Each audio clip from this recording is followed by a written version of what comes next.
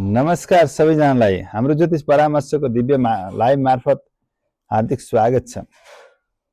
ज्योतिष शास्त्र अनुसार 9वटा ग्रहलाई आधार मानिएको हुन्छ। प्रभुहरू खगोलीय आकाशमा रहेका 9वटा ग्रह पिण्डहरू र तिनीहरूको प्रत्यक्ष अप्रत्यक्ष प्रभावको आधारमा मानिसको जीवनको बारेमा विश्लेषण गरिएको हुन्छ।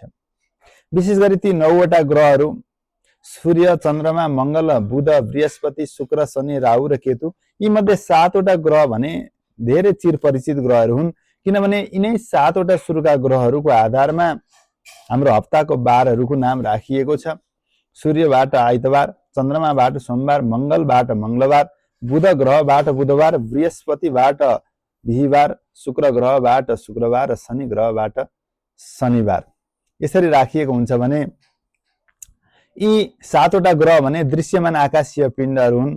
राहु र केतु भने छाया ग्रहहरू मात्र हुन्। खगोलीय दृष्टिकोणबाट पृथ्वी र चन्द्रमाको अंडाकार कक्षहरू मिल्ने उत्तरी बिन्दुलाई राहु र दक्षिणी बिन्दुलाई केतु भनिन्छ। यी दुई बिन्दुहरूलाई ग्रह जस्तै गतिशील रहेका छन् भनेर भनिएको छ र यी राहु र केतु वक्र अर्थात् उल्टो गतिमा सर्दछन् पनि भनिएको छ।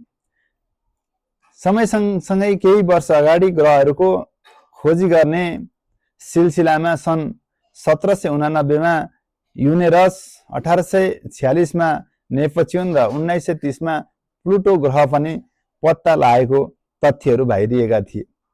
खगोलीय दृष्टिकोणबाट सूर्यलाई ग्रह भन्दा पनि एक स्वप्रकाशित तारा र चन्द्रमालाई पृथ्वीको उपग्रहको रूपमा मानिन्छ।